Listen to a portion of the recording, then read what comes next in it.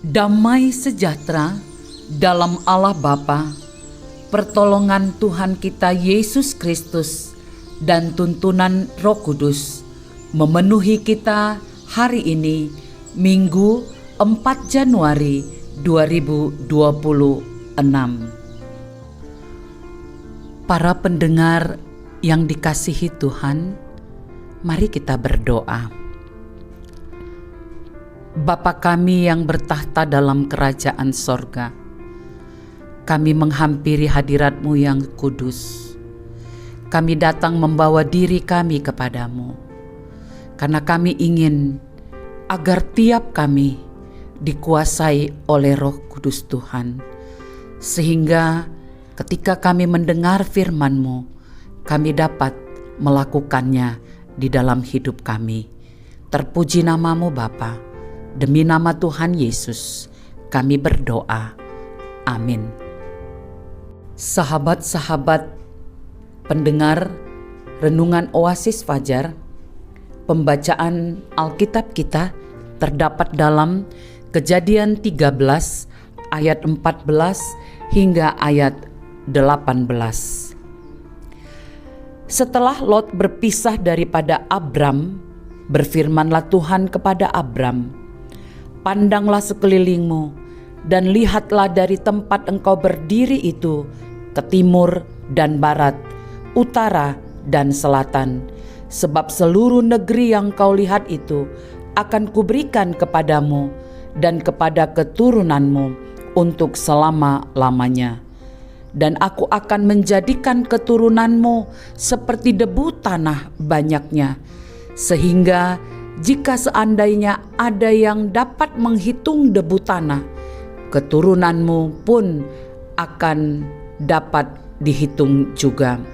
Bersiaplah, jalanilah negeri itu menurut panjang dan lebarnya, sebab kepadamulah akan kuberikan negeri itu."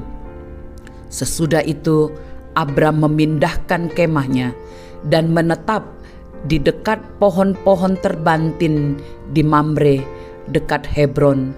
Lalu didirikannya lah mezbah di situ bagi Tuhan. Saudaraku, dari pembacaan Kejadian 13 ayat 14 sampai 18, ayat 17 sebagai penekanannya, "Bersiaplah, jalanilah negeri itu menurut panjang dan lebarnya, sebab kepadamulah akan kuberikan negeri itu." Judul renungan kita, Janji Tuhan Selalu Terbukti. Tahun 2025 sudah kita lewati dengan banyak kisah dan cerita. Susah dan senang, tawa dan tangis. Itulah gambaran hidup manusia. Ada kalanya apa yang kita alami tidak sesuai dengan keinginan kita. Namun melalui kisah Abram dalam Kejadian 13 ini, kita belajar bahwa janji Tuhan tidak pernah gagal dan selalu terbukti pada waktunya. Abram baru saja berpisah dengan keponakannya Lot, tetapi justru setelah perpisahan itu, Tuhan meneguhkan kembali janjinya kepada Abram. Janji Tuhan itu tidak bergantung pada waktu atau keadaan, melainkan pada kesetiaannya sendiri. Mengapa demikian? Pertama, janji Tuhan dinyatakan kepada orang yang hidup dalam iman dan ketaatan. Abram tidak menuntut haknya atau iri pada Lot. Ia tetap percaya bahwa apapun yang Tuhan berikan adalah yang terbaik. Janji Tuhan tidak dinyatakan kepada orang yang hidup dengan mata jasmani, tetapi kepada mereka yang berjalan dengan mata iman. Kedua, janji Tuhan melampaui batas manusia. Janji ini terdengar mustahil, karena pada saat itu Abram belum memiliki seorang anak. Namun Tuhan berbicara melampaui kenyataan. Tuhan tidak dibatasi oleh usia, keadaan ekonomi, atau kelemahan manusia. Apa yang mustahil bagi manusia tidak mustahil bagi Tuhan. Ketika Tuhan berjanji, Ia juga sanggup menggenapinya. Percayalah bahwa apa yang Tuhan mulai, Dia pasti selesaikan. Ketiga, janji Tuhan menuntut respons iman. Abram tidak hanya mendengar janji Tuhan, ia bertindak dalam iman. Ia berjalan keliling tanah yang dijanjikan dan mendirikan mezbah sebagai tanda penyembahan. Janji Tuhan perlu direspons dengan ketaatan dan penyembahan.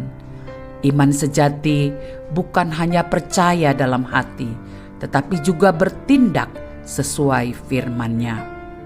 Penegasan, dunia bisa berubah dan situasi bisa berbalik, tetapi Tuhan tetap setia dan tidak pernah lupa pada janji-Nya. Saudara-saudaraku, mari kita berdoa.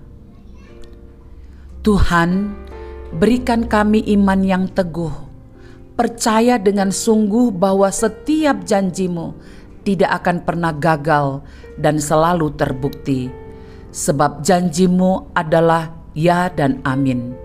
Di dalam nama Tuhan Yesus kami berdoa, amin. Sahabat-sahabat pendengar, demikianlah uraian dari Renungan Oasis Fajar bagi kita. Tuhan melimpahkan berkat-berkat-Nya untuk kita mampu berjalan dalam iman yang teguh kepadanya. Tuhan memberkati. Amin.